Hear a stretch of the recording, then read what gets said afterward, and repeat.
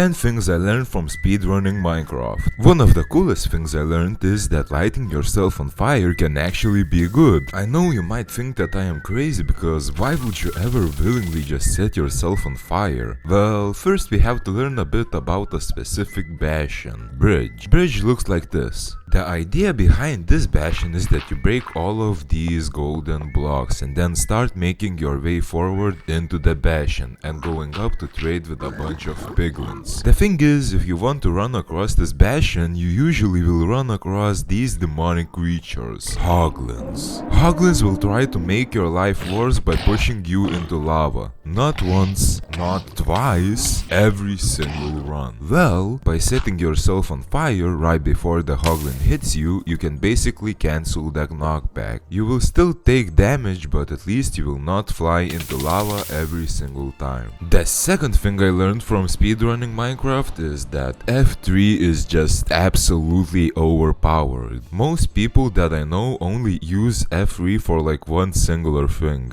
and that is just the coordinates. Well, yeah, the coordinates are kinda useful, but many people overlook the many more lines that are in this menu. For example, if you go into the nether and you want to find a bastion, you can look into this E line, and the number on the right represents how many total entities you have loaded in your render distance, and the number on the left shows how many entities you can see in your field of view. Even if the entities are behind the wall, you can technically see them, so by looking around and seeing an entity spike, you can detect where a bastion is easily. Besides E-raying, you can also use the pie chart to find a nether fortress, a buried treasure without a map, or even an end portal in the stronghold. I am not going to tell you how to do it step by step, but there are definitely tutorials online, so look them up. 7 sexy iron. Hey, don't blame me for saying this, blame the YouTuber called RegRapChew. It is a direct quote from him. With the 7 sexy iron. No, but for real, you will never expect these words to come out of his mouth. Well, he did say this sequence of words for a reason. With these 7 iron, you can make a bucket to make a nether portal from a lava pool, light up said portal, and then make an iron pickaxe to mine gold blocks in the bastion. If you get more iron than that, the perfect use for it will be to make shears to get more blocks or upgrade your other tools. There are a lot more ways to kill the ender dragon than you think. At this point, we all know that you can beat the ender dragon by using beds in a 1 cycle. But did you know that you can also use the respawn anchors? Cool, right? Well, also, did you know that you don't even need to wait for the ender dragon to go down? Most more experienced speedrunners these days just go up in the air and kill that dragon up there. This strategy is called a 0 cycle. The thing is, you can't do a 0 cycle on every single seed, so this guy found out you can do a 0 cycle on the ground by cosplaying as an end crystal. Are you tired of the cycles yet? Well, okay, there's a few strategies to kill the dragon without a word cycle. The one shot is a crazy strategy that is used in said seed speedruns to kill the dragon in 1 bow shot. I'm not going to go too deep in it because it's kinda crazy to explain. And the last strategy is the craziest one in my opinion. It is used in task runs and it is kind of a glitch. When you go to the end, the dragon isn't instantly there. It spawns after a singular second. But if you place an end crystal before the dragon manages to spawn,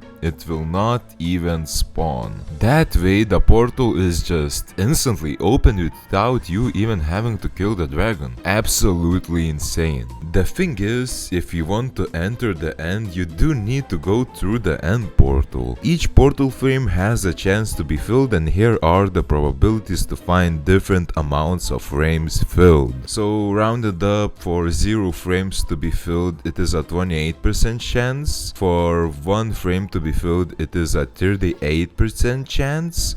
For 2 frames to be filled, it is a 23% chance. For 3, it is 9. For 4, 2%. For 5, it is 0.38. And after this, it just gets insane. So from 6 to 11, you can see it is these rates, kind of insane. And for 12, it is 10 powered by negative 12. And in like normal number form, you can see this. Yeah, it is just basically mathematically impossible. The next thing that I learned is that TNT can be used to speed up the game so much. For example, if you find a desert pyramid, you don't have to loot it just manually. You can just use a piece of TNT to do that for you. Okay, after leaving the pyramid, you still have 8 TNT. You can use some of these to blow up some trees and get a bunch of wood, or you can use a TNT to blow up gravel underwater to get flint. Yeah, even that is possible.